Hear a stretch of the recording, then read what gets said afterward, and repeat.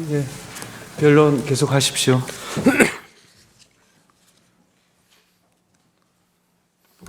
예, 송준호 변호사입니다. 발표하겠습니다.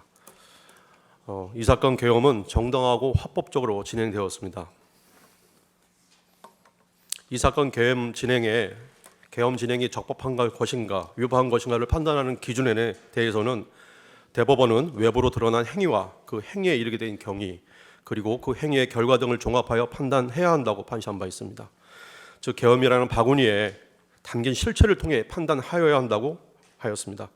실체도 없고 또 실제로 발생하지도 않은 것을 예정하여 판단하여서는 안 됩니다. 즉 이 사건의 경우에는 비상계엄의 원인과 실제 발생한 결과로 판단되어져야 함을 먼저 말씀드립니다.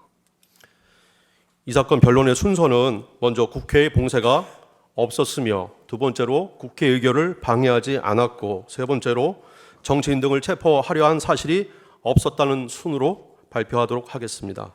먼저 국회 봉쇄가 있었는지에 대해서 살펴보겠습니다. 국회의 둘레는 총 2.5km이고 또 출입문이 7개이며 또 각 건물들은 지하 통로로 연결되어 있고 의원들을 포함한 수천 명의 사람들이 근무하고 있습니다. 이 넓은 공간과 사람들을 통제하고 국회의장, 국회 본회의장 출입 봉쇄를 즉흥적으로 할 수는 없습니다. 일단 병력을 우선 출동시켜 놓고 그때그때 명령을 내리면서 통제할 수도 없습니다. 따라서 반드시 사전 준비와 연습이 필요하고 또한 충분한 군 병력의 동원 준비가 필요합니다. 그럼 대통령이 피청구인이 국회 봉쇄를 사전에 준비하였는지 살펴보겠습니다. 피청구인은 이번 계엄의 성격을 메시지 계엄, 국민 호소형 계엄으로 정의하였기에 국회 봉쇄 자체가 필요 없었습니다. 이 점은 김용현 국방부 장관의 증언에서도 밝혀졌습니다. 또한 국회의원의 국회 출입 저지, 국회 해제 요구안 결의를 방해하려는 어떠한 계획도 없었다고 김용현 장관은 증언하였습니다. 이진우 수방사령관은 계엄 당일 예하 사여단장과 부부동반 회식까지 하는 등 계엄을 전혀 준비하지 않았고 수방사 간부들도 퇴근 후에 개인 정비, 육아, 회식 등의 평범한 일상을 보냈습니다. 특전사는 일가 이후 간부들이 모두 퇴근을 하였고 특전사가 출동이 늦은 이유가 간부들 모두 퇴근한 상태에서 소집을 하느라 늦어졌다고 증언한 바 있습니다. 707 부대장 김현태는 계엄을 준비하기 위해 하루 전에 모든 훈련이 취소되었다는 언론 보도는 사실이 아님을 증언하였습니다. 조조 경찰청장은 김몽식 서울경찰청장과 함께 계엄 당일 저녁 안가에서 대통령과 국방부 장관을 만나 국회 외곽 질서 유지를 지시받기는 하였지만 실제 계엄이 있을 것이라고는 생각하지도 못했고 만약에 계엄이 있을 줄 알았다면 집으로 퇴근하지 않고 사무실로 갔을 것이다 라고 진술한 바 있습니다. 김봉식 서울경찰청장 역시 계엄이 있을 것으로 생각했다면 국회 외곽 질서 유지를 위해 40개 기동대는 즉시 동원할 수 있었지만 그렇게 하지 않았다고 증언하였습니다. 또한 국회 계엄 발령을 한 일시만 보아도 피청구인이 국회 봉쇄를 사전에 준비하지 않았음을 알 수 있습니다. 계엄 당일 국회는 예산안 처리를 위해 정기의 기간이었기에 많은 수의 의원과 관계자들이 의원회관에 있었고 또 나머지 의원들도 모두 서울과 그 인근에 있는 상태였습니다. 피청구인이 국회 봉쇄를 하고자 했다면 계엄 발령을 토요일 새벽으로 했을 것입니다. 토요일 새벽이었다면 많은 수의 국회의원들이 금요일 저녁에 지역구로 내려간 후여서 신속히 국회로 돌아온 것이 어려웠을 것이기 때문입니다. 또한 국회 각 건물은 지하 통로로 연결되어 있는데 이를 봉쇄할 어떠한 계획도 가지고 있지 않았습니다. 지금까지 살펴본 바와 같이 피청구인은 국회 봉쇄를 위한 어떠한 계획도 하지 않았습니다. 또 마찬가지로 그렇다면 피청구인이 국회 봉쇄를 위해서 충분한 병력 동원을 준비하였는지 그 여부에 대해서도 한번 살펴보겠습니다. 김용현 국방부 장관은 국회 봉쇄를 위해서는 약 7,000명의 병력이 필요하다고 얘기했습니다. 김봉식 서울경찰청장의 경우에는 외곽 봉쇄만 5,000에서 7,000명이 필요하다고 증언하였습니다. 조조 경찰청장은 문 하나만 봉쇄하는데도 5개 기동대가 필요하다고 하였는데 5개 기동대면 약 300명의 경찰 인력을 말합니다. 이런 의견을 종합해 보면은 국회 봉쇄에는 약 7,000명에서 8,000명 정도가 필요한 것으로 보입니다. 그렇다면 피청구인이 이러한 규모의 병력 동원을 사전에 준비하려 했는지 한번 살펴보겠습니다. 김용현 국방부 장관은 피청구인에게 과거의 계엄 사례를 얘기하면서 1군단, 7군단 병력 5만에서 6만이 동원된 바 있다고 과거에 설명을 했습니다. 그러나 대통령은 과거의 계엄과는 다르게 국민 호소형 또 메시지형 계엄을 설명하면서 보병 2개 중대 규모보다 조금 더 많은 280명만을 동원하고 또 간부만 동원하라고 지시하였습니다. 그리고 외곽 경비와 질서 유지는 경찰에 맡기라고 지시했습니다. 김용현 국방부 장관은 이 점에 대해서 국회에서 증언한 바도 있고 또 본 법정에서 증언한 바 있습니다. 당시 국방부 장관은 그러면 계엄이라고 볼 수 없지 않습니까? 라고 되물어 본 사실까지 있습니다. 이렇듯 대통령은 처음부터 국회 봉쇄를 염두에 두지 않은 것은 너무나 명백합니다. 그럼 실제로 계엄 발생 후에 최초 출동한 병력의 규모와 또 도착 시간에 대해서 한번 살펴보겠습니다. 그림은 계엄 발령 1시간 내에 출동한 군 병력입니다. 특전사가 96명, 그리고 수방사가 41명 최초 출동했습니다. 최초 출동한 군 병력은 합쳐서 137명이 전부였습니다. 수방사 병력 41명은 계엄 발령 후 1시간 30분이 돼서야 국회 경내도 아니고 국회 인근에 도착을 했고, 수방사 병력 96명은 계엄 발령 후 1시간 40분이 지난 후에야 모두 국회 경내에 진입했습니다. 계엄 발령 1시간 40분 후면은 00시 10분경인데 이 시간이면 국회 본청에 의원 및 의회 관계자들 상당수가 이미 들어간 상태였습니다. 국회 봉쇄에 필요한 최소 병력 7,000명보다 훨씬 적은 병력인 137명만이 최초 출동한 것만 보아도 피청구인이 국회 봉쇄를 위한 충분한 병력을 준비하지 않았다는 점은 너무도 명백합니다. 다음으로 피청구인이 국회 봉쇄를 지시하였는지 한번 살펴보도록 하겠습니다. 김용현 국방부 장관은 피청구인이 특별히 강조한 것은 군 병력의 이동은 반드시 계엄 발령 후에 하라는 것이었다고 증언하였습니다. 국회 봉쇄를 하려 했다면 계엄 발령과 동시에 바로 통제를 해서 누구도 들어가지 못하게 사전에 병력을 국회 인근까지 미리 이동시키고 대기시켰을 것입니다. 또한 김용현은 피청구인이 12월 4일 00시에 직접 전화를 해서 의원들 출입을 막지 말라고 다시 한번 당부하였다고 증언한 바도 있습니다. 수방사령관, 특전사령관, 그리고 경찰청장과 서울경찰청장 모두 피청구인으로부터 사전에 국회 봉쇄 지시를 받은 바 없다고 증언한 바 있습니다. 그런데 국회 각 문은 2회에 걸쳐서 통제가 되었는데 누가 왜 했는지, 그리고 그것이 피청구인의 지시에 의해서 출입문 봉쇄가 된 것인지 한번 살펴보도록 하겠습니다. 12월 3일 22시 48분부터 23시 07분까지 있었던 1차 출입문 통제는 경찰청장과 서울경찰청장이 서로 논의 끝에 질서 유지와 시민 안전을 위해 조지호가 김봉식에게 지시를 내린 것이라고 두 명 모두 일관되게 진술하였는 바 조지호의 지시에 의해 통제된 것으로 확인되었습니다. 그 이후에 김봉식이 국회 관계자에 대한 출입을 막을 법적 근거가 없다고 조지호에게 보고하였고, 국회 관계자와 국회 출입기자에 한하여 출입증을 확인한 후 국회 출입을 허용하였습니다.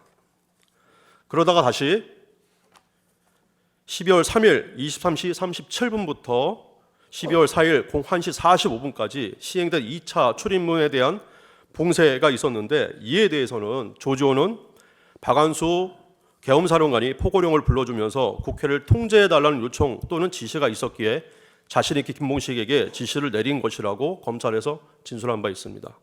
그러나 이에 대해서 박안수 계엄사령관은 포고령을 보라고만 하였고 또 병력 증언만을 요청하였을 뿐 조지호에게 국회 출입문을 통제하라거나 또는 봉쇄하라고 요청하거나 지시를 내린 사실이 없다고 검찰에서 일관되게 진술하였습니다.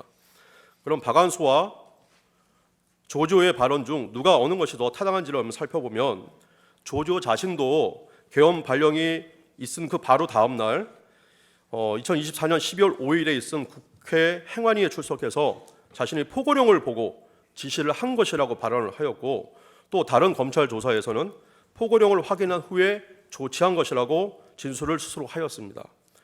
조지호로부터 지시를 받은 김봉식 서울청장 역시 조지호가 포고령에 따라 통제를 할 것을 지시하였다고 증언하였고, 조조의 지시를 김봉식에게 전달한 경찰청 경비국장 엄정주 역시 조지호가 포고령에 따라 국회 출입을 완전 통제할 것을 지시하였다고 하였습니다. 그렇다면은 2차 출입문 봉쇄는 조지호가 포고령을 보고 스스로 지시를 내린 것이 분명합니다. 다만 2차 출입문 봉쇄에도 울타리는 차단되지 아니하였고, 국회 울타리는 여자도 넘어갈 수 있는 정도여서 의원이나 관계자나 국회로 들어가는 데는 다소 불편할 뿐 전혀 문제가 되지 않아 봉쇄가 있었다고 보기는 어렵습니다. 마지막으로 국회가 실제로 봉쇄가 되어 국회의원의 본청에 출입을 하지 못해 계엄 해제 요구한 의결을 하는데 방해를 받았는지 살펴보겠습니다. 그림은 국회 계엄 해제 요구안이 가결된 12월 4일 01시 01분까지 국회 경내에 진입한 병력과 그 위치를 나타낸 것입니다. 12월 4일 01시 01분까지 국회 경내에 진입한 군 병력의 총수는 284명입니다.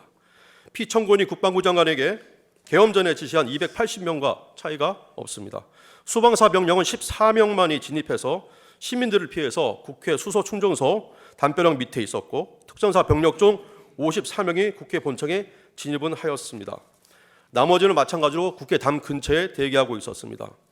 당시 국회 본청 안팎에는 수천 명의 국회 관계자와 시민들이 있었는데 284명을 가지고 국회 본청을 통제한다는 것은 불가능하였습니다. 국회 봉쇄를 위해서 7천에서 8천 명의 병력이 필요하다고 고려할 때 280명은 국회 봉쇄가 불가능한 숫자였습니다. 결과적으로 피청구인은 국회 봉쇄를 사전에 준비하지도 않았고 국회 봉쇄를 지시하지도 않았으며 실제로 국회가 봉쇄되어 의원들의 계엄 해제 요구안 가결을 못하는 사태가 발생하지도 않았습니다. 다음으로 국회 의결을 피청구인이 방해하였는지에 대해서 살펴보겠습니다. 청구인 측에서는 피청구인이 특전사령관 곽종근, 수방사령관 이진우, 경찰청장 조지호에게 의원을 끌어내려라거나 국회에 들어가는 국회의원을 체포하라고 하였다는 주장을 하고 있습니다. 먼저 피청구인이 의원을 끌어내라는 지시 등을 하였다는 주장이 얼마나 그 상황에 부합하지 않는 것인지 먼저 말씀드리겠습니다. 피청구인은 사전에 국회 봉쇄를 계획하지도 않았습니다. 또한 국회 봉쇄에 필요한 충분한 병력을 준비하도록 지시하지도 않았습니다. 그런데 갑자기 마음을 바꾸어 의원들을 끌어내라고 지시하였을 리도 만무하고, 또 의원들을 끌어내는 것 역시 즉흥적으로 할 수 있는 일도 아니었습니다. 대체 의원들을 끌어내어 어디에 둘 것이며 또 의원들을 끌어낸다고 계엄 해제 의결이 안 되는 것도 아닙니다. 다음으로 각 관계자들이 진술이 어떻게 문제점이 있는지 한번 살펴보도록 하겠습니다. 곽정근 특전사령관이 본 심판정에서 한 증언과 검찰에서의 진술은 다음과 같이 총 6가지 이유에 비추어 보면은 그 내용을 신뢰하기가 어렵습니다. 먼저 곽종근의 진술은 더불어민주당 김병주 의원과 박봉계 의원 등에 의해 오염이 되었습니다. 곽종근은 과거 김병주 의원이 한미연합사 부사령관으로 재직 시에 작전차장으로 근무한 바 있어 매우 친밀한 사이였습니다. 그러한 관계 때문에 곽종근은 이 사건 계엄 직후 12월 6일에 곧바로 유튜브 김병주 TV에 법 규정까지 어겨가면서 출연했던 것입니다.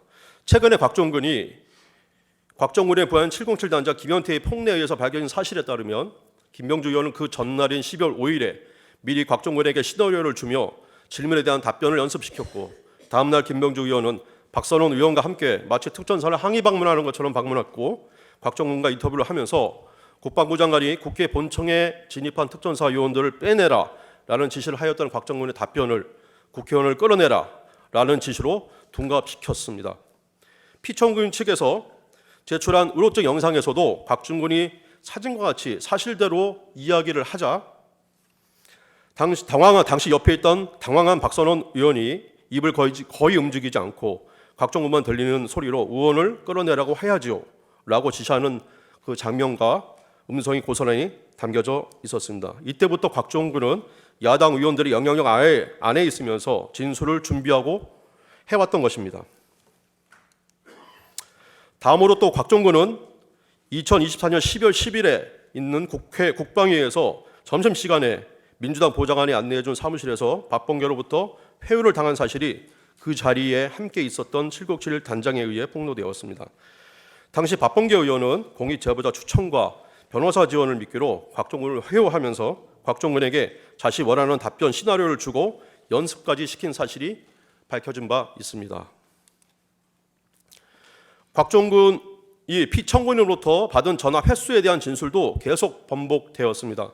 12월 6일 김병주 TV에선 1회라고 얘기했다가 12월 10일 국방위 오전 회의에서는 유영원 질문에는 1회로, 박범계 의원 질문에는 2회로 변경하였고, 다시 국방위 오후 회의에서는 조국 의원이 피청구인으로부터 3회 전화를 받은 것이 아니냐라는 질문에 정확히 2회만 전화하였다라고 진술하였습니다. 그러다가 25년 1월 14일에 있었던 국회 국조특위에서는 피청구인으로부터 3회가 전화가 왔지만 2회만 통화하였다고 진술을 번복했습니다. 곽종근 특전사령관이 피청구인으로부터 의원을 끌어내라는 전화를 받은 시간과 관련하여서도 진술이 계속 번복되었습니다. 12월 9일 검찰 조사와 검찰에 제출한 자수서에서는 12월 4일 00시 30분으로 기술하고 기재하였습니다. 12월 10일 국방위에서는 00시 30분에서 40분 사이라고 발언하였습니다. 25년 3월 4일, 2월 4일 청문회에서는 다시 00시 20분으로 그 시간을 변경하였습니다.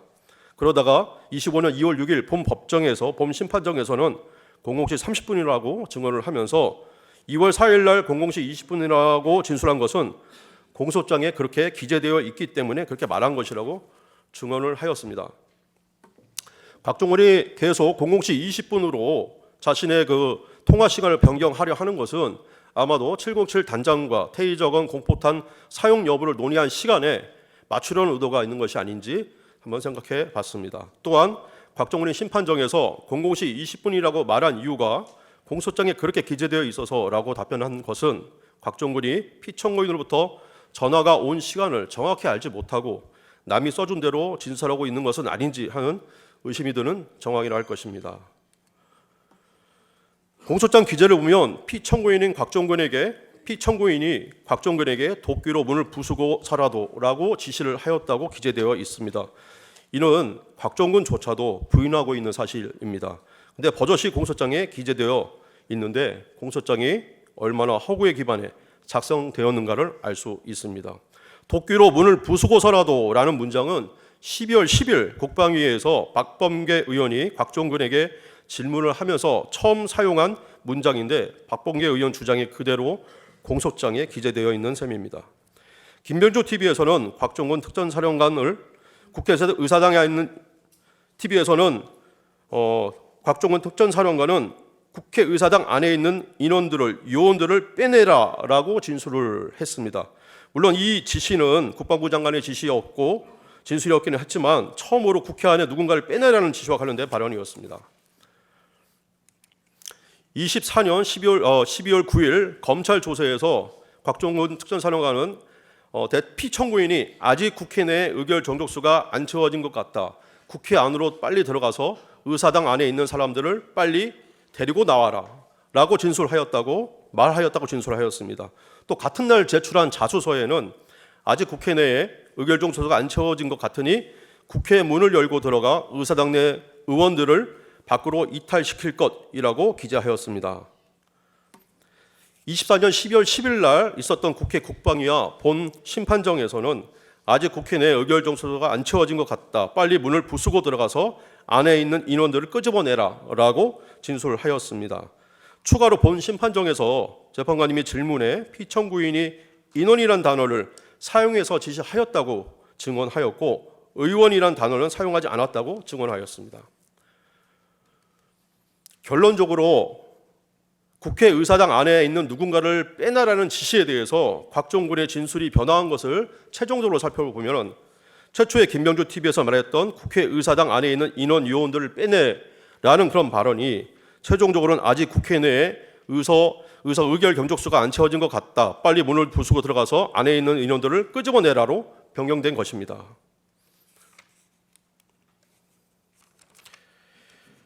피청구인의 지시 중에 누구를 끌어내야 대한 어떤 진술의 대상에 대한 진술의 변화를 살펴보면은 12월 9일 날 자수서에서는 의원으로 기재되어 있고 같은 날 검찰 조사에서는 사람들로, 그리고 12월 10일 국방위에서는 인원으로 변경되었습니다.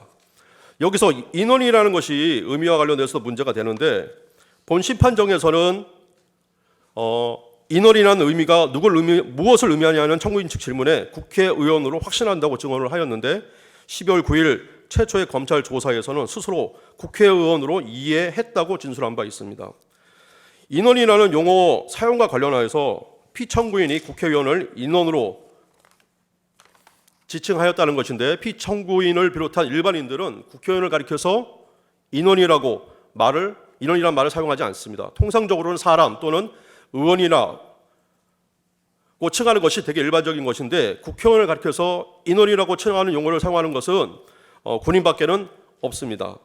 이는 곽종근 스스로 예하 지휘관에게 내린 지시가 아닌지 하는 의심되는 정황입니다.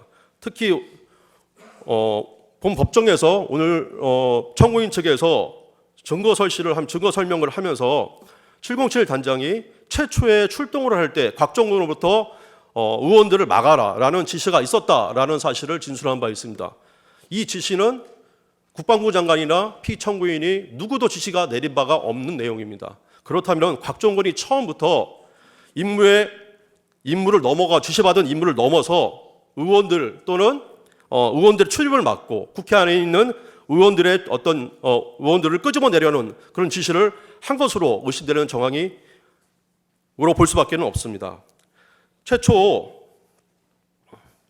다음으로 피청군이 지시한 행위와 관련되어서도 구체적인 행위와 관련하여 최초 12월 6일 검찰에서는 국회 문을 열고 들어가라고 진술하였는데, 12월 10일에 박범계를 만나고 나서는 국방위 5회에서는 문을 부수고 들어가서라고 바뀌었습니다. 그 다음에 12월 9일 검찰에서는 데리고 나오라라고 지시하였다고 진술하였는데, 마찬가지로 12월 10일 박범계를 만나고 나서는 5호 국방위에서는 끄집어내라로 변경이 되었습니다. 곽종근은 피청구인으로부터 이런 지시를 받고 공포권 사용 또는 테이저건 사용, 그다음에 단전에 대한 논의를 707 단장과 했다고 증언하였고 또 진술하였습니다. 그러나 707 단장은 00시 30분에는 그런 논의를 한 사실이 없고 00시 30분에는 곽종근이 150명을 넘으면 안 되는데 하는 뉘앙스의 말을 한 것이 전부였다는 것이고, 테이저건과 공포탄 사용에 대한 논의는 00시 17분경에 국회 본청 정문 앞에서 707 부대원과 시민들이 대치하고 있을 때 한 것이었으며, 단전 지시 역시 00시 50분경에 곽종근이 707 단장 김현태에게 한번 할 수 있으면 한번 해봐라 라는 지시를 하였다는 것입니다. 즉 피청구인의 지시를 받고 707 단장과 논의를 하였다는 곽종근의 주장 역시 사실이 아닙니다. 또한 곽종근은 대통령의 지시를 받고 그 지시가 부당하다고 생각해서 묵살하고 예하부대에 지시를 내리지 않았다고 하였습니다.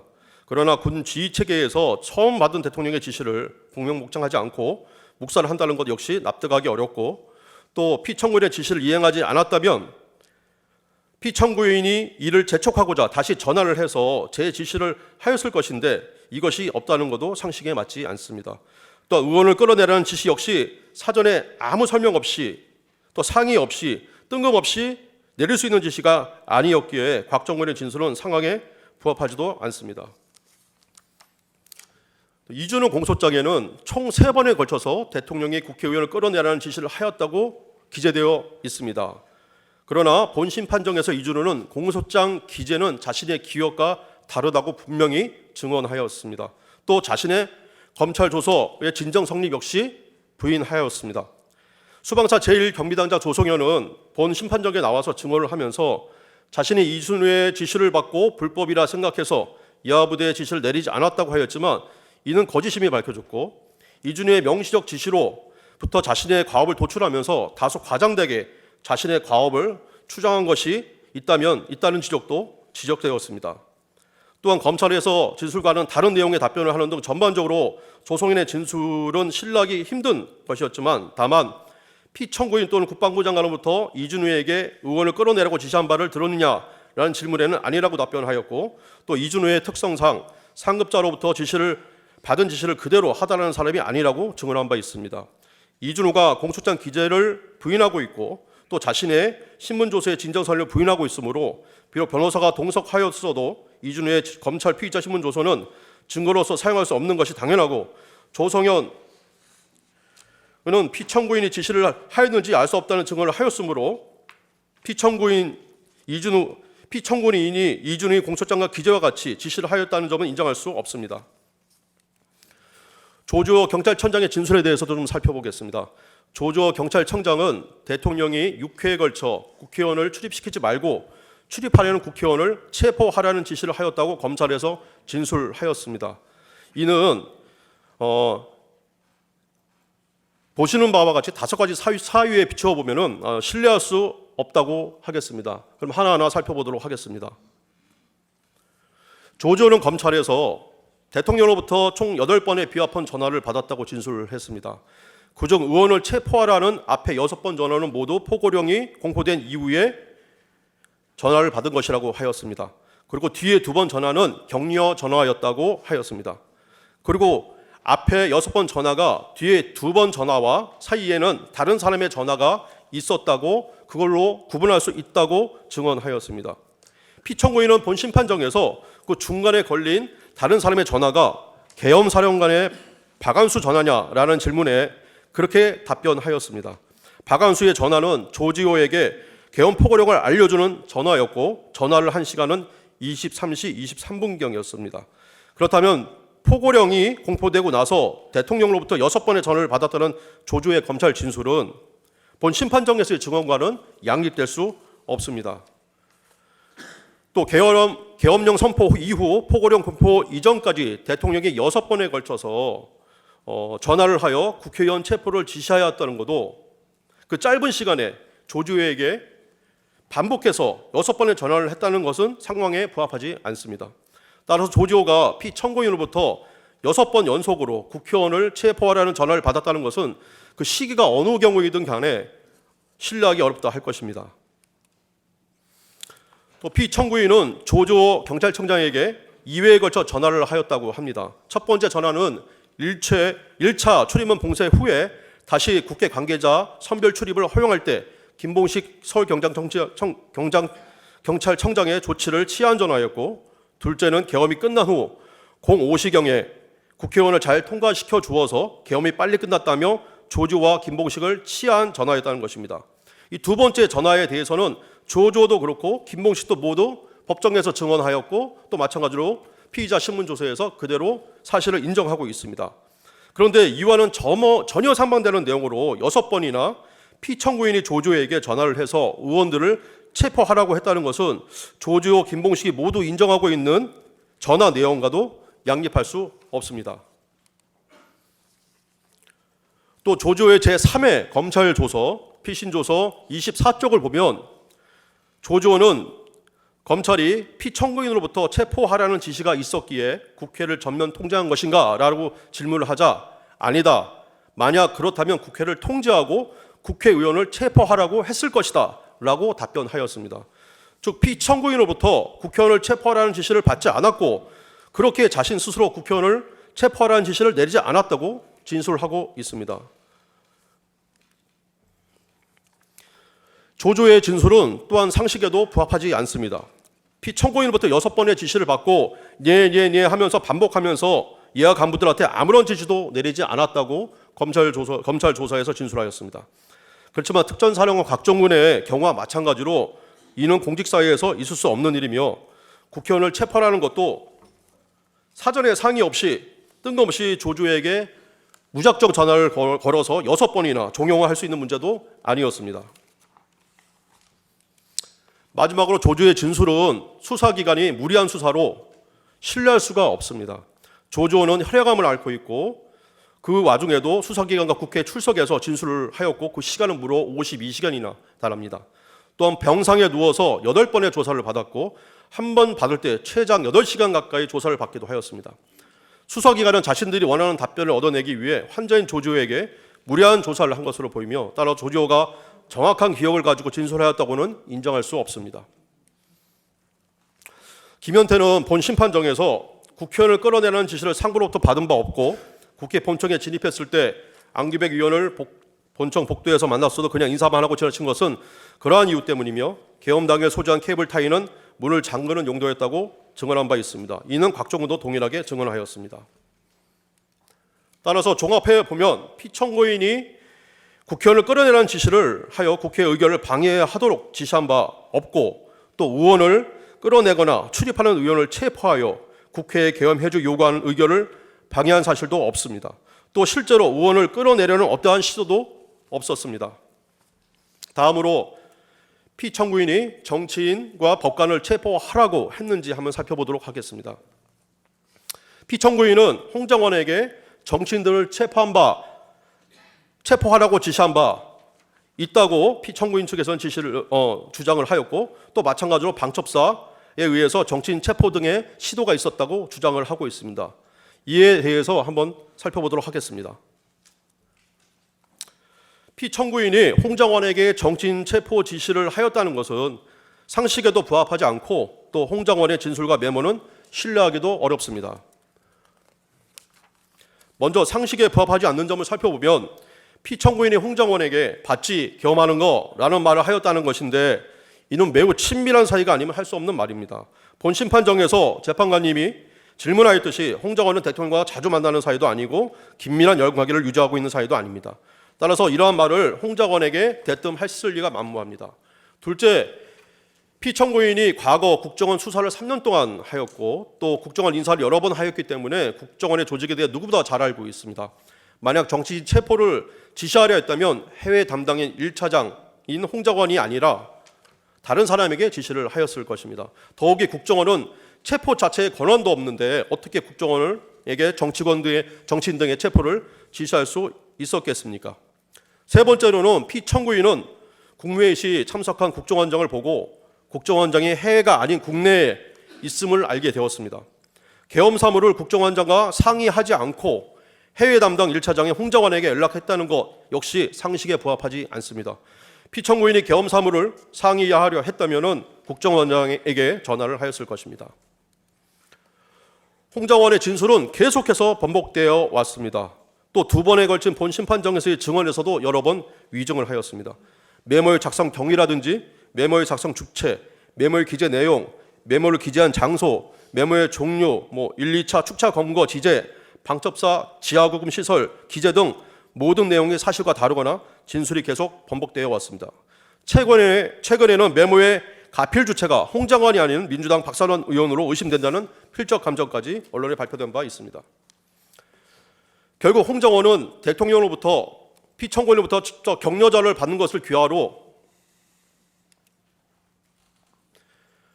여인영 방첩사령관에게 전화를 하였고, 그 이후에 정치적 개입으로 경질 통보를 받자 대통령과의 통화를 여인영과의 통화와 연관시켜서 정치인의 체포 지시로 조작하여 야당 의원들과 함께 내란몰이 탄핵 공작을 한 것입니다. 다음으로 방첩사가 정치인 법관 체포를 시도하였는지에 대해서 한번 살펴보겠습니다.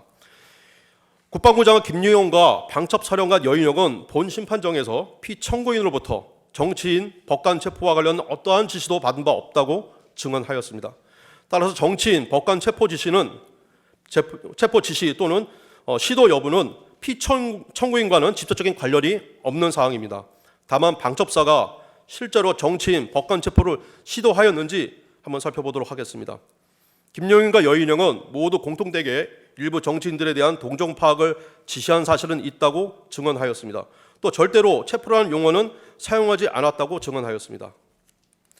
이에 조지호는 방첩사령관으로부터 체포를 위한 정치인들의 위치 확인을 부탁받았다고 검찰에서 진술하였습니다. 그러나 여인영 방첩사령관은 조지호에게 명단을 불러줄 때 체포라는 단어 자체를, 용어 자체를 사용한 바 없다고 진술하였습니다. 조지호 역시 2024년 12월 9일에 있었던 국회 법사위에 출석해서 위치 확인이 맞다고 하면서도 습관적으로 앞에 체포를 위한이라는 단어를 종종 앞에 붙여서 사용을 하였는데, 여인영이 실제로 체포를 위한이라는 단어를 사용하였는지는 의문입니다. 국민의 중령은 방첩사에서 경찰과 협조를 하였던 단일한 창구였습니다. 국민의 중령은 검찰에서 체포 명단이라는 말은 나오지 않았고 한 번도 사용되지 않았다. 체포조 또한 조를 편성하다 보니 나오게 된 말이다. 국방부 조사본부 측과도 통화 시에 체포 언급이 없었고 계엄이라고 해도 방첩사가 민간을 체포할 수 있는 경우에는 내란 등 극히 일부 번제만 가능하고 현행 혐의도 모르는 상태였기 때문에 경찰 등 수사관이 있는 기관이 체포하고 방첩사는 그것을 인계받아 이송 구금하는 것으로 이해했다고 진술하였습니다. 경찰 정의료는 검찰에서 국민의 중령으로부터 연락을 받고 국회에 출동한 자로서 당시 출동을 할 때 체포를 위한 수감도 없었고 또 국민의 중령과의 통화에서 체포조라는 말을 전혀 전해 듣지 못했다고 진술하였습니다. 또 경찰 박창규는 검찰에서 체포, 구금과 같은 말은 전혀 듣지도 못했고 방첩사 인원들로부터 체포 요청도 없었다고 진술하였습니다. 또 경찰 정창훈은 검찰에서 방첩사로부터 합동수사본부 구성을 위한 인력과 차량 지원 요청을 받으면서 체포 명단 보고받은 바 없다고 하였고 검찰 윤승현 검찰에서 합동수사본부 구성을 위한 인력과 차량 지원 요청이 체포를 위한 목적이 아니었다고 진술하였습니다. 경찰 이현일은 검찰에서 당시 국민의 방첩사 중령으로부터 합동수사본부를 위한 인력과 차량 지원 요청을 받으면서 어디에 가서 근무하는 것이냐라고 물어보았는데 국민의 중령이 체포 등의 임무 수행이 아니라 합동수사본부가 꾸려지는 방첩사에 가서 근무하게 될 것이라고 답변하였다고 하며 5명의 추가 연력을 요청하였는데 그것은 국회에 가서 체포를 위한 것이 아닌 안내 역할을 할 인력이었다고 진술하였습니다. 또한 경찰 강상문, 방전환 역시 검찰에서 당시 체포 지시가 없었다고 일관되게 진술하였습니다. 결론적으로 피청구인은 정치인 법관에 대한 체포를 지시하지 않았고 실제로 체포를 시도하거나 시도한 사실이 없습니다. 방첩사는 주요 정치인들에 대해 위치 확인만을 요청하거나 지시하였을 뿐입니다. 다만 그 지시가 밑으로 하달되면서 명시된 가업에 덧붙여 추정된 가업이 만들어지는 과정에서 다소 불리해진 바는 없지 않아 있지만은 실제로 실행에 옮기는 형사들이나 방첩사 요원들은 체포 임무를 받은 바 전혀 없습니다. 지금까지 계엄이라는 바구니에 담긴 실체를 살펴보았습니다. 국회 봉쇄가 있지도 않았고 국회 의결 방해가 있지도 않았습니다. 또 누구보다 정치인 등의 체포 지시가 있지도 않았고 또 체포된 바도 없습니다. 청구인 측은 계속적으로 가정적인 주장을 하고 있습니다. 그러나 그 어떤 것도 계엄이라는 바구니에 담겨져 있지 않은데 발생하지도 않은 사실을 가정해서 판단하는 것은 타당하지 않다고 보여집니다. 따라서 청구인 측의 청구를 기각하여 주시기를 간곡히 부탁드립니다.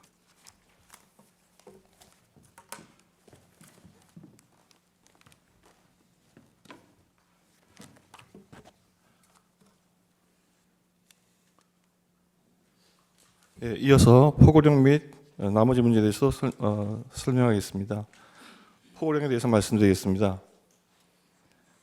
피청구인은 포고령 1호로서 국회의 계엄 해제기일 또는 정상적인 국회 활동을 의정 활동을 금지하거나 방해할 도가 전혀 없었습니다. 대법원도 모든 정치 활동을 중지하고 정치적 발언을 일체 불허한다는 규정이 포함된 포고령에 대해서 국회의 계엄 해제 요구 등 고유 권한을 제한하는 것은 아니라고 판시한 바 있습니다. 포고령은 김영현 국방부 장관이 과거 선례를 참조하여 작성한 것을 피청구인이 단시간 내 대국민 호소형 계엄을 선포할 생각이었으므로 개략적으로 검토한 것에 지나지 않습니다. 위 포고령을 시행할 구체적인 실행 계획도 실행 논의도 실행 의지도 없었으며 실행을 위한 후속 프로그램 준비도 전혀 없었고 국회나 지방의회 활동을 제한하거나 방해한 바도 없습니다. 최상목 부총리의 메모에 대해서 말씀드리겠습니다. 이 문건은 국방부 장관 김용현이 작성하여서 실무자를 통해 최상목 부총리에게 전달한 걸로 알려져 있습니다. 그러나 피청구인이 문건을 작성을 지시하거나 작성한 바 전혀 없습니다. 문건 작성자인 김용호는 위 문건상의 비상입법기구라는 용어에 대해서 대통령이 긴급 재정명령을 내리면 그것을 수행할 기구나 예산을 검토해달라는 취지였다고 밝혔습니다. 시민들은 위 메모상의 비상입법기구라는 표현에서 과거 전두환 대통령의 신군부의 국보위를 연상하는 것 같습니다. 그러나 그러한 계획을 실행하려면 최소한 1980년 당시의 시국 수습 방안과 같이 장기간 계엄 유지를 위한 계획이 선행되어야 되고 그것을 논의하려면 국무총리나 상당수 국무위원, 기타 인원들이 대거 관여할 수밖에 없습니다. 이 건 비상계엄은 피청구인 대통령이 단시간에 걸친 대국민 호소를 위한 것이었으므로 처음부터 그런 계획이나 논의는 전혀 염두에 두지 않았고 조사 결과 그런 것은 전혀 없었습니다. 비상계엄 선포 절차의 위헌 위법성 주장에 대해서 살펴보겠습니다. 이 사건 비상계엄 선포 절차적 위헌 위법성을 논의함에 있어서 비상계엄 선포의 긴급성, 중대성, 보안성을 고려하여야 할 것입니다. 그리하여 절차 규정을 보다 탄력적으로 해석해야 할 필요가 있습니다. 일부 절차가 누락되었거나 간소화되었다고 해서 이것은 계엄 선포의 보안성을 유지함으로써 국가적 사회적 혼란을 막고 국민 권익 침해를 최소화하기 위한 것임을 반드시 고려해야 할 것입니다. 계엄 선포 절차에서 일부 형식과 절차가 간소화되었다는 이유만으로 위헌 위법이라고 단정하여서는 안 될 것입니다. 먼저 국방부 장관의 건의 문제에 대해서 살펴보겠습니다. 계엄법 제2조는 국방부 장관 또는 행안부 장관은 계엄 선포의 필요성을 판단하여 국무총리를 거쳐 대통령에게 계엄 선포를 건의할 수 있다고 규정하고 있습니다. 이 규정은 임의 규정입니다. 대통령이 계엄을 선포함에 있어서 반드시 국방부 장관이나 행안부 장관의 건의가 있어야 하는 것은 아니고 대통령이 스스로 국가 비상사태 여부를 판단하여서 계엄을 선포할 수 있습니다. 이 사건에 있어서 2024년 12월 3일 저녁 8시 반부터 약 2시간에 걸쳐서 국무위원들 간의 실질적인 논의 과정을 거쳐서 국방부 장관의 건의, 국무총리를 거친 건의가 있었다고 보기에 충분하다고 할 것입니다. 국무회의 심의 절차에 살펴보겠습니다. 심의 절차를 판단하면서 고려할 사항이 있습니다. 비상계엄 선포에 있어서는 비상사태 절차의 긴급성, 중요성, 보안성에 비추어서 통상의 국무회의 절차와 같이 그대로 밟아야 한다고 할 필요는 없습니다. 즉 통상의 국무회의에서 차관회의나 간사배석 같은 그런 절차를 생략할 수밖에 없고 그것은 계엄의 보안을 유지하기 위해 필요한 것입니다. 1993년 김영삼 대통령이 금융실명제를 선포할 당시에 심야에 국무위원들을 부르면서 안건에 대해서 전혀 알려주지 않은 바도 있습니다. 또 국무회의가 구속력 있는 의결을 하는 그 기관이 아니고 대통령의 정책적 자문 보좌기관인 점도 고려하여야 할 것입니다. 예. 실질적으로 국무회의 심의 절차의 존부에 대해서 살펴보겠습니다. 결론부터 말하면 이 사건 비상계엄 당시에 실질적인 국무회의는 열렸고 심도 있는 논의가 있었다고 할 것입니다. 우선 의사 정족수 문제에 대해서 살펴보겠습니다. 당시 대통령은 국무회의 의사 정족수인 11명의 국무위원이 출석할 때까지 비상계엄 선포를 미루고 있었습니다. 의사 정족수를 채운다고 하는 것은 그것이 국무회의를 개최하는 것이 아니라면 이렇게 할 필요가 없었다는 것을 쉽게 알 수가 있습니다. 조태영 국정원장은 경찰 조사 시에 국무회의를 해야 하니 국무위원 과반수 출석이 필요하다고 진술한 바 있고 정진석 비서실장은 국회의 국정조사 특위 3차 청문회에서 의사 정족수를 채울 때까지 국무회의 소집을 늦췄다고 이야기를 하고 있습니다. 이상민 장관은 검찰 조사에서 국무위원들이 국무회의는 거쳐야 한다고 하는 분이 있었고 이를 국무총리에게 건의를 했고 국무총리가 대통령 집무실에 들어갔다 나오더니 국무회의를 하기로 했다라고 이야기를 하며 다른 국무위원들도 잘 되었다고 이게까지 했다고 분명히 검찰에서 진술한 바가 있습니다.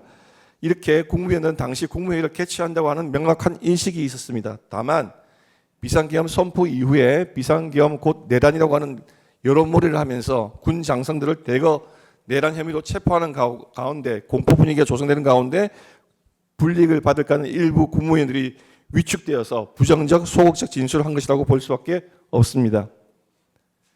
국무회의 장소가 특정 장소에서 개최되어야 한다고 하는 바는 없기 때문에 대통령 집무실에 있는 대회의실에서 열렸다고 해서 전혀 위법한 것은 아닙니다. 국무회의 개최된 시간을 의사 정족수가 채워진 시간으로 본다면 22시 17분부터 22시 22분까지 5분 남짓입니다. 그러나 국무위원들이 순차오는 시간부터 본다면 약 2시간에 걸쳐서 대통령과 국방부 장관과 대통령이 비상계엄을 선포한다는 것을 알렸고 각자 국무위원들이 자기 맡은 부서에 비추어서 어떤 염려되는 말을 다 개진을 하고 심도 있는 토론이 이루어졌습니다. 예, 계엄 사령관 문제에 관해서도 보겠습니다. 강희구 부속실장은 계엄 사령관을 육군 참모총장 박안수로 임명한다는 내용이 담겨 있는 계엄 선포문 11부를 복사해서 국방부 장관에게 전달하였고 국방부 장관이 국무위원들에게 배부하는 것을 보면서 대회의실을 나왔다고 분명히 밝히고 있고 이러한 내용은 김용현 국방부 장관 역시 증언하고 있습니다. 이를 기억하지 못하고 있다고 하는 일부 국무위원들의 진술 역시 좀 전에 이야기한 것처럼 비상계엄을 논하는 국무회의에 참석해서 발언하거나 저지하지 않았다고 하는 것 자체를 내란으로 몰고 있는, 내란 공범으로 몰고 있는 그런 분위기 속에서 이루어진 것이라고 양해할 수가 있겠습니다. 문서주의와 부서주의에 위반됐다고 하는 그 문제에 관해서 살펴보겠습니다. 문서주의와 부서제도는 법적 안전성 보장, 신중한 권한 행사, 대통령의 전제 방지, 관련 국무위원들의 책임 소재를 명확하게 하기 위해서 것이기 때문에 국가 비상사태에서도 원칙적으로는 준수하는 것이 맞습니다. 다만 국가 긴급 상황에서 그 형식적인 절차보다는 실질적인 절차를 좀 고려해야 하고 사후 보완도 얼마든지 있을 수 있다는 것을 생각해야 할 것입니다. 부서라고 하는 것은 국무회의록 작성과는 전혀 다른 것이고 국법상 행위 그 자체에 대한 것입니다. 이건 비상계엄 이후에 강의구 부속실장이 관련 문서를 작성하였으나 국무총리가 작성 권한과 책임이 국방부에 있으므로 국방부 장관이 이를 기한하여서 올린 것이 옳다는 취지로 말을 하여서 그 절차를 밟던 기간 동안에 계엄 선포를 내란으로 규정하여서 이런 분위기가 조성되고 있었기 때문에 실무자들이 내란 혐의자로 몰릴까 두려워하여 그 절차가 중단된 것입니다. 이것을 두고 피청구인이 부서 제도나 문서주의를 위반한 것이고 그것이 파면을 정당할 정도의 중대한 위헌 사유라고 볼 수는 없다고 할 것입니다. 국무회의록 작성에 대해서 보면은 국무회의 규정 11조에 따라서 간사가 작성하여서 행안부 장관에게 보고하는 것으로 통상 7일 내지 10일 정도 소요한다고 보고 있습니다. 이 사건의 경우에 행안부가 2024년 12월 6일 대통령실에 자료를 요청했고 대통령실에서는 며칠 후 자료를 제공을 했습니다. 그 이후에 비상계엄 선포가 내려냐고 규정하고 군 장성들이 체포되고 그런 사정 가운데에서 행안부 실무자가 국무회의록 초안을 올리지 않은 것입니다. 이렇게 국무회의록 작성에 관한 실무자의 어떤 처리 여부를 가지고 위헌 여부를 논한다고 하는 것은 상식 밖의 일이라 할 것입니다. 계엄 선포를 국회에 통과했는지 여부에 관해서 보겠습니다. 이 사건 계엄 선포는 대통령이 2024년 12월 3일 밤 10시 23분경 대국민 담화문 형식을 통해서 TV 생중계되는 가운데 발표했습니다. 모든 국민과 국회의원들이 이를 통해 알았습니다. 국회는 곧바로 계엄 해제 요구한 의결 절차에 착수하여서 12월 4일 01시 01분경 해제 요구안을 가결했습니다. TV 생중계를 통해서 비상계엄을 선포해서 국회도 충분히 인지했을 뿐만 아니라 계엄 선포부터 해제 의결시까지 초단시간 내에 이루어져서 국회 통보문을 작성하여 송부할 시간조차 없는 상황에서 계엄 해제 요구안이 가결되어 버렸습니다. 이러한 점을 감안하면 피청구인의 국회 통보 위반을 인정하기는 어렵다고 할 것입니다. 계엄 해제에 대해서 살펴보겠습니다. 국회는 2024년 12월 4일 01시 01분경 계엄 해제 요구안을 의결을 했고 대통령은 같은 날 새벽 04시 30분경에 국무회의 개최를 해서 계엄 해제를 의결을 했습니다. 비상계엄을 선포하고 이것이 대국민 호소형 계엄이었기 때문에 다수의 국무위원들은 귀가를 했습니다. 그래서 계엄 해제를 위한 국무회의 소집을 했을 때 국무위원들이 자기 집에서 또는 다른 장소에서 대통령 집무실까지 오는 시간이 필요하고 담화문 작성에도 시간이 필요하며 검토 등의 시간을 고려하면 국회의 계엄 해제 요구한 의결 후 지체 없이 계엄을 해제했다고 할 것입니다. 대통령은 그 계엄 해제 의결 이전에도 군대를 국회 등에서 철수할 것을 지시하였고 병력은 그 전에 모두 철수하였습니다. 이상과 같이 피청구인 대통령이 계엄 선포를 하고 해제하는 과정에서 그 절차 과정에서 헌법과 법률을 중대하게 위반하는 것은 없다고 할 것입니다. 다음 대통령을 탄핵 인용하여서 파면할 정도의 중대한 헌법 법률 위반이 있는지에 관해서 살펴보겠습니다.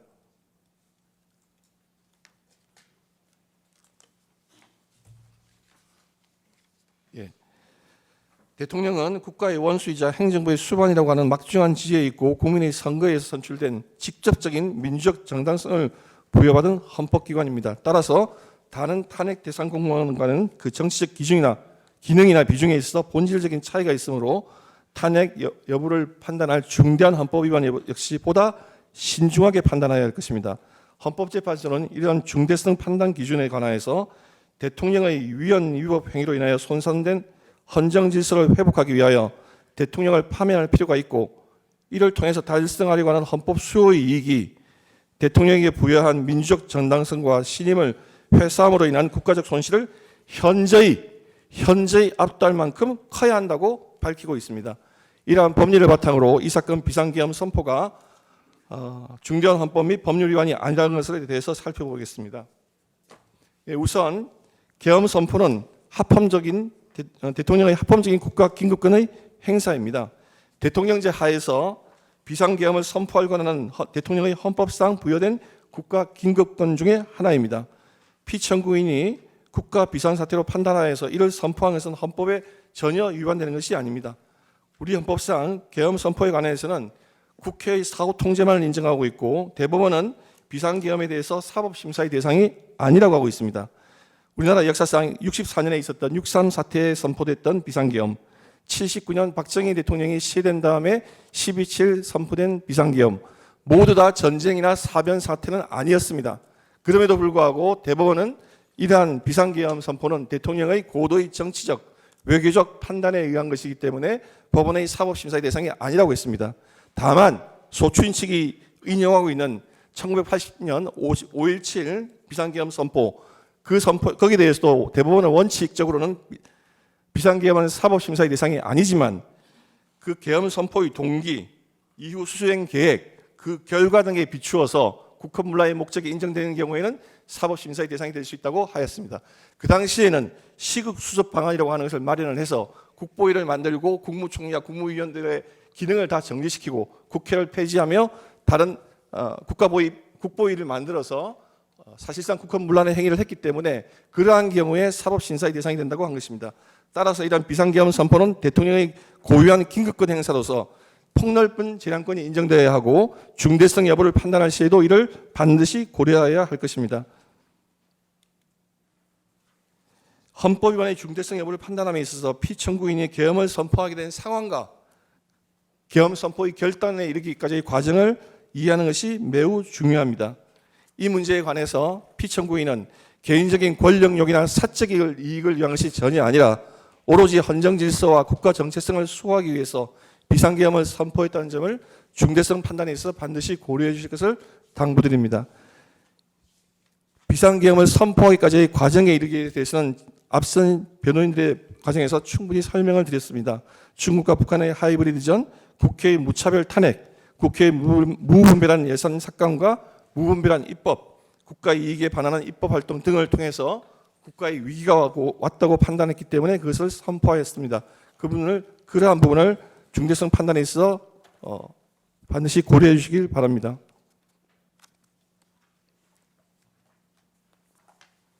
예. 비상계엄 선포를 사법심사의 대상으로 삼는다 하더라도 비례의 원칙에 비추어 중대한 위법은 아니라고 할 것입니다. 첫째, 이 사건 비상계엄 선포는 국민에게 국가적 위기 상황을 알리고 나라가 위기에 빠졌으니 이에 대한 감시와 비판을 해달라고 하는 단시간에 걸친 대국민 호소형 기업입니다. 이는 우리나라 헌법 질서와 원칙을 파괴하는 것이 아니고 오히려 위기에 빠진 자유민주주의와 헌정질서를 바로잡고 수호하기 위한 것이었습니다. 앞서 변호인께도 말을 했지만 비상계엄이라는 형식에 주목하지 말고 그것에 담아서 국민에게 전달하고 하려는 그 내용을 주목하여 주시길 당부드립니다. 비상계엄은 단시간에 끝날 대국민 호소형이었기 때문에 실제로 계엄 선포 후에 포고령을 실행하거나 이를 실행할 구체적인 계획을 수립하거나 논의한 바도 없고 이 사건 비상계엄은 2시간 남짓 만에 끝났으며 계엄 선포 및 해제 과정에서 부상당한 시민은 한 명도 없고 오히려 출동했던 계엄군들이 부상당한 사례만 있으며 국민들의 기본권이 실질적으로 침해된 바도 없습니다. 비상계엄을 선포하면서 계엄군을 출동시킨 것은 계엄 선포에 따른 질서 유지와 안전 조치를 위한 것입니다. 피청구에는 계엄군을 출동 지시를 하면서 질서 유지에 필요한 최소한의 병력, 비무장 원칙, 하사관 이상의 간부를 구성하여서 시민 안정에 최우선 중점을 둘 것을 강조하였고 실제 국회 경내 병력 투입은 280명에 할 것을 지시했습니다. 또한 경찰은 국회 외곽 질서 유지 및 경비만을 담당했을 뿐입니다. 이 사건 비상계엄 선포로 해서 국회의 권능 행사가 무력화되지도 않고 마비되지도 않았습니다. 피청구인은 비상계엄 선포 후 국회 출입 금지를 지시한 바도 없고 체포를 지시한 바는 더욱 없습니다. 피청구인이 국회의 비상계엄 해제 요구한 의결을 저지하라고 지시한 바도 없습니다. 그러한 의도는 피청구인이 최초에 국회에 출동시킨 병력의 숫자에서 명백히 드러납니다. 처음부터 국회를 완전 봉쇄하고 계엄 해제 의결 요구를 막으려고 했다면 적어도 5,000명 이상의 무장병력을 투입했을 것인데 비무장병력 280명을 출동했다는 자체가 국회의 정상적인 계엄 해제 요구한 의결을 저지할 의도가 전혀 없었다는 것을 보여줍니다. 실제 피청군의 의사대로 이 계엄은 단시간 만에 해제 요구 의견이 가결됐고 해제되었습니다. 피청구인이 중앙선거관리위원회에 계엄군을 출동시킨 것도 법률상 허용 범위 내에 속하는 것이라 할 것입니다. 앞서 도태호 변호사가 잘 지적했지만 중앙선거관리의 선거 시스템에 대해서는 2023년 보안 점검 결과 심각한 문제가 있었고 2020년 총선 당시 선관위 전산 시스템은 망분리가 되어 있지 않아 해커들의 공격에 무방비 상태였습니다. 통합 유권자 명부 탈취부터 시작해서 온갖 실시간 개표 및 결과 조작도 이론상 가능한 상태였습니다. 앞서 변호인이 밝혔지만은 제도의 범위 내에서 법원도 검찰도 경찰도 어느 누구도 이 문제를 해결하지 못하고 있는 상황이었습니다. 그렇다면 국민주권주의와 선거 시스템의 최종적인 책임을 지고 있는 국가 원수로서의 대통령이 그 문제에 대해서 점검을 하는 것은 오히려 국민주권을 지켜야 될 대통령으로서 당연한 책무를 할 것입니다. 비상계엄이 선포되면 그 지역 내 모든 행정사무는 계엄법에 따라서 계엄사령관이 관장하게 되므로 피청구인은 계엄법이 허용한 범위 내에서 선관위의 전산 시스템을 점검하는 차원에서 소규모 병력을 보냈던 것일 뿐입니다. 거대 야당은 피청구인이 독재를 하고 집권 연장을 위해서 비상계엄을 선포했다고 주장하고 있습니다. 이것이야말로 계엄 곧 내란이라고 하는 전형적인 정치 공작 프레임이라고 할 것이고 그 저희는 야당이 지금같이 입법 폭주를 자행하고 이재명 대표로 하여금 조기 대선을 개최하여서 대선에 출마하게 하고자 하는 그러한 것에 지나지 않는다고 할 것입니다. 거대 야당이 꼭 영상을 좀 준비해 주십시오. 피청구인이 2024년 12월 3일 계엄을 통해서 국민들에게 대한민국이 심각한 국가 비상사태에 빠져 있음을 알렸고 부디 감시와 견제를 통해서 이를 시정해 주실 것을, 이를 견제해 줄 것을 간절히 호소했는데 국민들은 그 위기를 인식하고 지시를 보내주고 계십니다. 동영상 부탁합니다.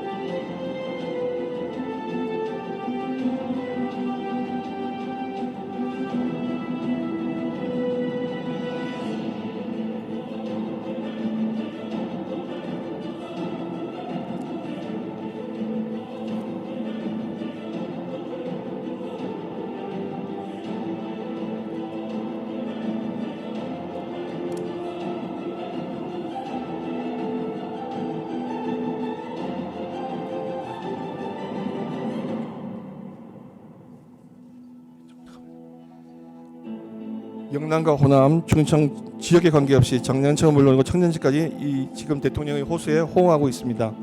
마지막으로 존경하는 재판장님, 이러한 것은 지금 헌법 위반이 결코 대통령을 파면시킬 정도의 중대한 헌법 위반이 없다는 것을 보여줍니다. 한 가지 당부드리고 싶은 마지막 말씀을 마치도록 하겠습니다. 대통령제는 아시다시피 미국이 1776년 독립하고 1789년 연방정부가 수립되면서 처음 채택된 제도입니다. 미국에서 최초로 탄핵 소추가 되는 대통령은 공화당의 앤드류 존슨입니다.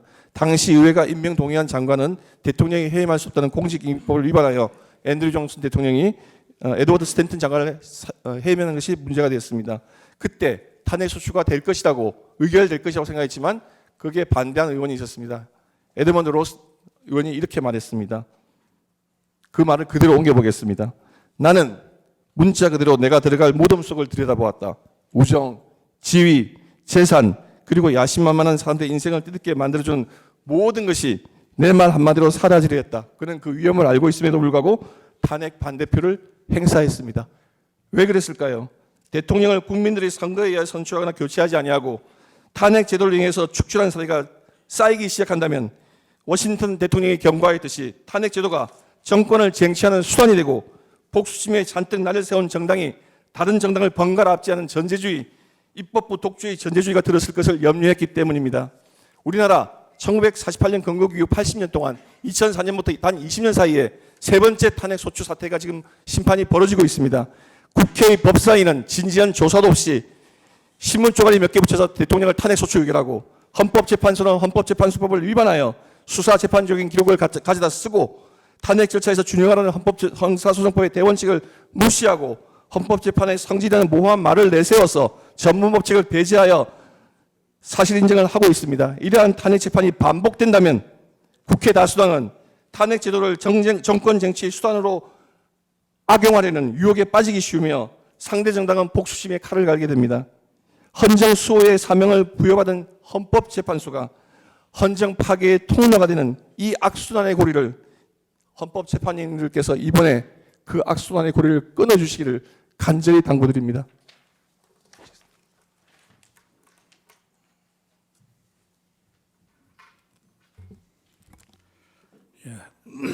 조대현 변호사입니다. 저는 이 사건 결론 부분을 말씀드리겠습니다. 이 사건 비상계엄은 국가 비상사태를 알리기 위한 것이었습니다. 현대의 전쟁은 눈에 보이는 무력 전쟁보다 눈에 보이지 않는 하이브리드 전쟁을 앞세우고 있습니다.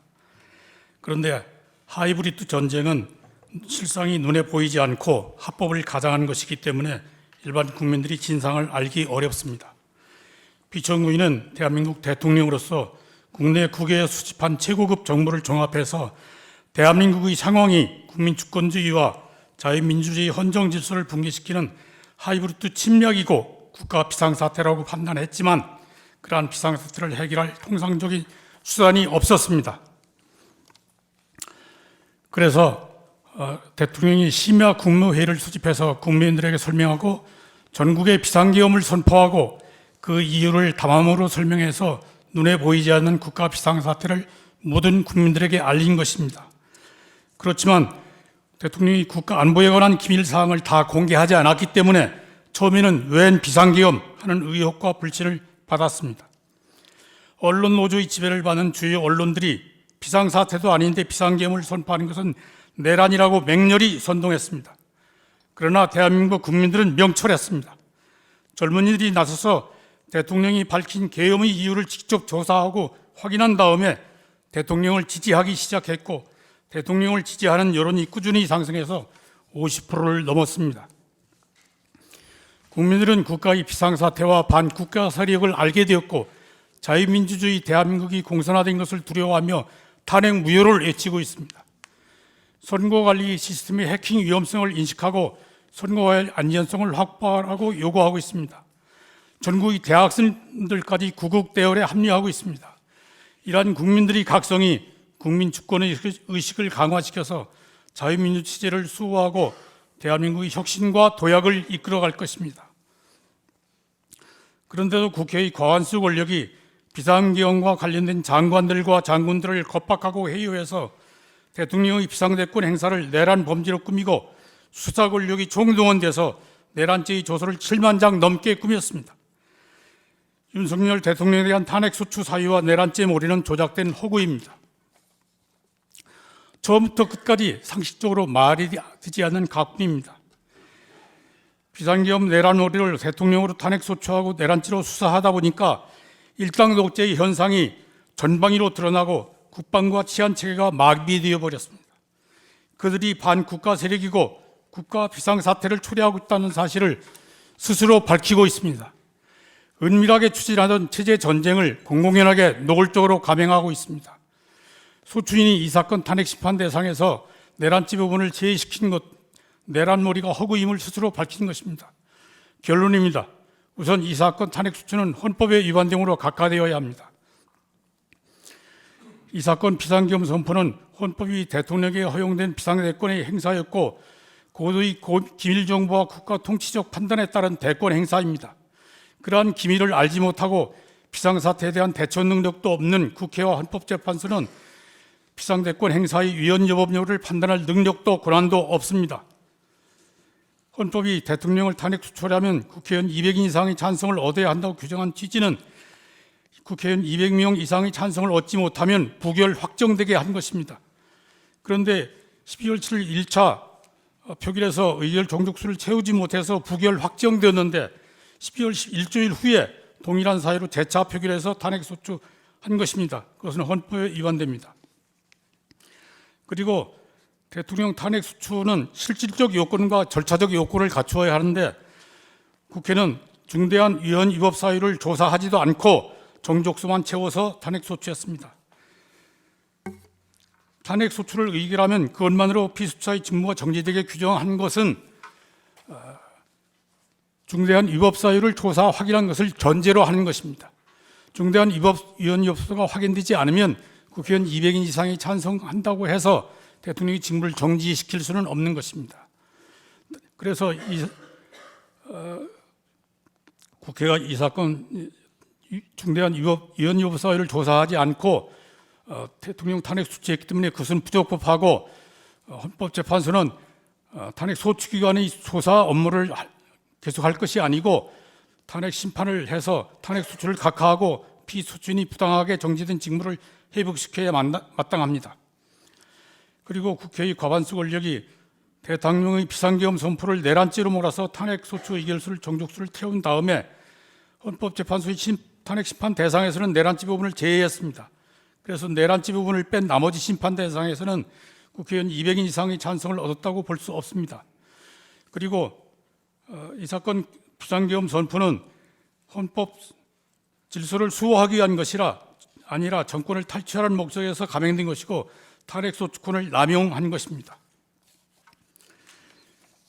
그러므로 이 사건 탄핵 소추는 각하되어야 마땅합니다. 그리고 이 사건 탄핵 사유를 인정할 증거가 없습니다. 헌법재판소 40조 2항은 탄핵 심판 절차의 증거 조사는 민사소법을 따르지 말고 형사소법을 준용하라고 명시하고 있습니다. 형사소법 312조는 수사기관이 제3자의 진술을 기재한 조서는 진정하게 작성되었더라도 그 진실성이 확인한 경우에만 심판 자료로 증거 자료로 쓸 수 있다고 규정하고 있습니다. 헌법재판소는 탄핵 심판의 특수성을 앞세워서 형사소법의 전문 부칙을 완화하여 적용할 수 있다고 주장하지만 그거는 사실조사 대상에 대해서는 적용되지 않는 것입니다. 위헌 여부의 평가 대상인 사실관계의 전부에 관한 조사는 소추기관에서 조사하든 심판기관에서 조사하든 형사소법의 전문 부칙을 엄격히 적용해서 해야 하는 것이고 그렇게 확정된 사유가 중대한 위헌 위법에 해당되는 여부, 파면의 상당성 여부가 있는지 여부에 대해 판단하는 과정에서는 전문 부칙을 완화하여 적용할 수 있을 뿐입니다.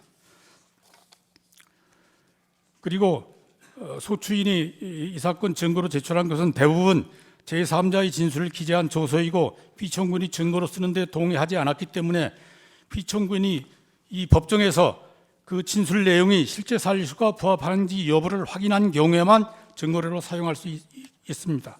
그런데 이 사건에서는 증인으로 나온 사람들도 수사기관의 진술 내용이 사실과 다른 부분이 많다고 진술했기 때문에 증거로 사용할 수 없습니다. 결국 이 사건 탄핵 사유를 인정할 적법한 증거 자료가 없기 때문에 이 사건 탄핵 소추는 기각되어야 합니다. 이상입니다.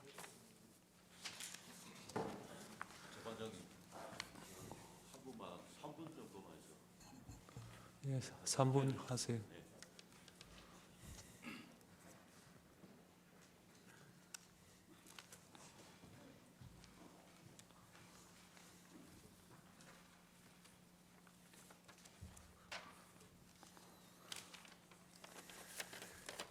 존경하는 정상면 변호사입니다.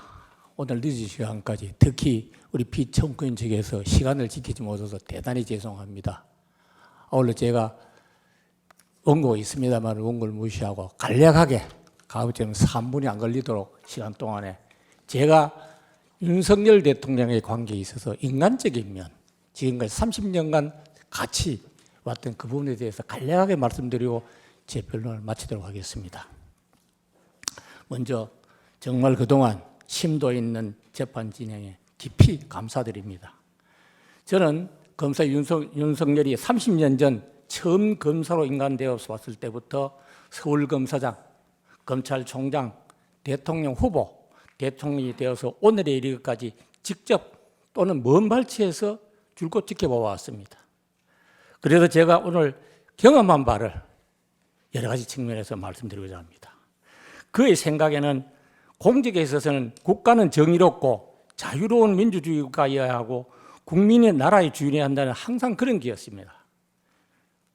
그의 유명한 이야기, 나는 사람에게 충성하지 않는다는 말을 이를 대변하고 있다고 봅니다. 인간 윤석열은 너무나도 인간적인 사람이었고 사람 냄새가 났습니다. 그래서 사람들과 함께 하기를 좋아했고 특히 시장에서 어려운 장사를 하고 있는 그분들과도 만나는 사람들과 항상 있기를 즐겨했습니다. 또한 거짓은 진실을 덮을 수 없다는 소신이었고 거짓과 불의를 보면 참지 못하였고 본인이 다른 사람에게 시키지 아니하고 항상 직접 일선에 나서서 진두지휘하는 것이었습니다. 아마 이 재판 과정에서 느끼셨겠지만 많은 지휘관들한테 본인이 직접 지휘하는 건 거의 검찰 시절부터 하는 품성이라고 봐주시면 감사하겠습니다. 그래서 특히 이 검찰총장이 되는 과정에서 어려운 상황에서도 본인을 선택해 주신 문재인 대통령에 대하여도 개인적인 정리보다는 공직자의 본분을 선택하여 살아있는 권력에 저하여 소신을 관찰했고 그 직분에 충실했습니다. 그래서 결국 정치에 입문하는 과정이 그랬습니다. 정치에 입문에서도 이러한 그의 생각과 소신은 말과 행동으로 국민들에게 보여주었습니다. 일찍이 아리스토텔레스께서는 인간은 사회적 동물, 즉 정치적인 동물이라고 했습니다. 그가 나온 수사학에서 이런 말이 있습니다. 법은 과거에 대한 언어이며 정치는 미래에 대한 언어라고 하였습니다. 법집행기관인 검찰에서 실체적 진실만 밝혀 이러한 법의 규정에 따라서 유무죄만 따지고 처벌하는 그러한 상황에서 살았습니다. 그러나 정치는 국회의 미래를 설계하고 이를 실행해 나가는 것입니다. 그러기에 검사로서의 평생을 살아오다가 뜻하지 않게 여러 가지 여건 때문에 떠밀리다시피 해서 들어선 정치를 하면서 상당히 고민을 하고 힘들었다는 건 저는 가까이서 듣기도 했고 또 그 사정을 보고 있었습니다.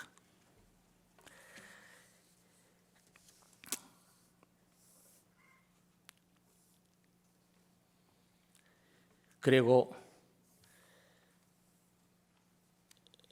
그는 지금까지 초임검사 시절부터 대통령이 이기까지 한결같은 자유민주주의 시장 질서에 대한 확고한 신념을 가지고 있더라고요.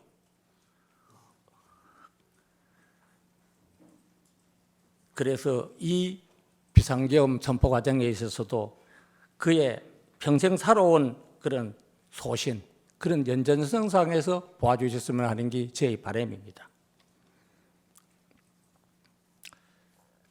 결론을 말씀드리겠습니다.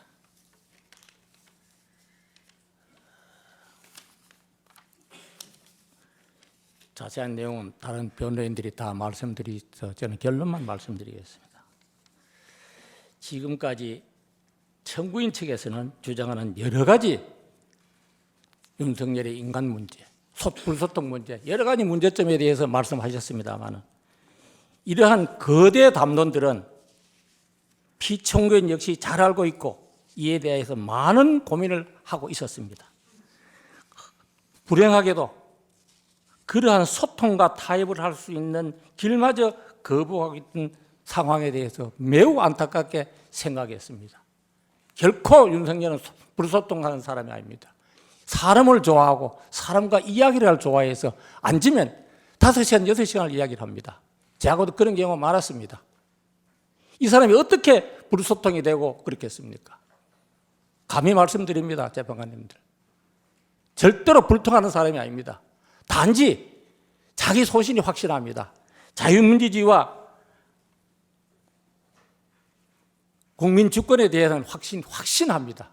너무 그런 데 대해서는 집착하기 때문에 제가 어떨 때는 꾸짖을 때 있습니다. 왜 그렇게 집착하느냐? 정치라면 유연해야 된다 좀. 그런 것이 오늘의 이 상황까지 왔다고 생각해서 저 역시도 지켜본 선배로서 죄송하다는 말씀을 올립니다.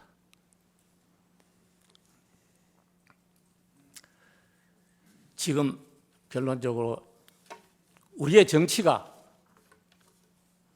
정말 미래에 대한 설계를 하고 있느냐 하는 생각이 한 생각을 해보겠습니다. 우리가 젊은이들이 걸어갈 미래에 대해서 그들에 대해서 어떤 나라를 넘겨주겠다는 생각보다는 오직 정권 탈취와 면책 특권을 가질 국회의원이 되어 헌법기관이 되기를 원하는 것이 아닌지 저는 묻고 싶습니다. 그래서 우리 정치하는 분들이 미래 국민, 앞으로 저희들은 각오 없습니다. 그때쯤은. 그분들은 그 젊은 세대에게 무엇을 남길까 한 게 대해서 이 자리에서 고민을 해 주시기 간곡히 말씀드립니다.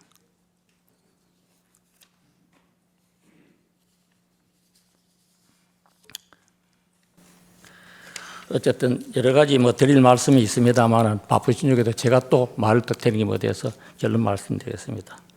지금까지 제가 말씀드린 이런 윤석열의 인간적인 면, 그의 정치적 소신 이런 걸 하시면서 청문책에서 주장하는 여러 가지 거대 정치인으로서의 거대 담론은 역시 잘 알고 있고 알고 있습니다.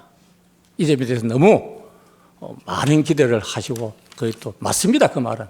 그렇지만 사람이 그래서 이제는 모든 국민들은 비상계엄을 통해서 진실을 다 알고 있습니다.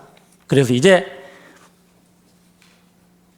저의 이러한 인간 윤석열에 대한 조그마한 생각이 우리 존경하는 재판관님들의 결심에 조그마한 보탬이 되었으면 하는 마음으로 이 자리에 섰습니다. 장시간 동안 감사합니다.